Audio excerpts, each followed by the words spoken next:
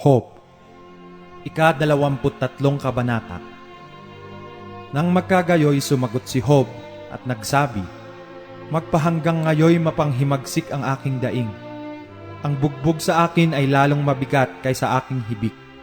O mano nawang maalaman ko kung saan ko masusumpungan siya upang ako'y dumating hanggang sa kanyang likmuhan. Aking aayusin ang aking usap sa harap niya at pupunuin ko ang aking bibig ng mga pangangatwiran.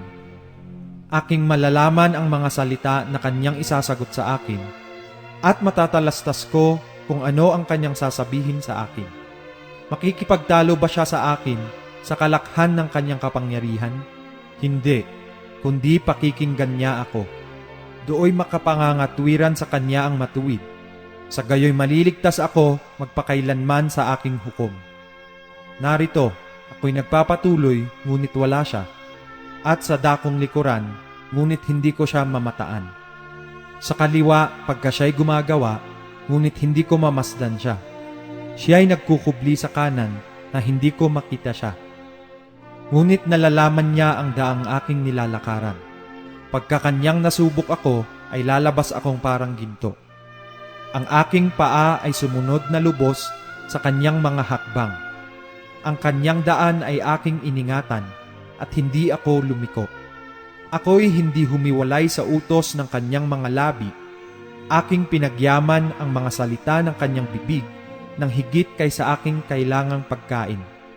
Ngunit siya'y sa isang akala, at sinong makapagpapabalik sa kanya?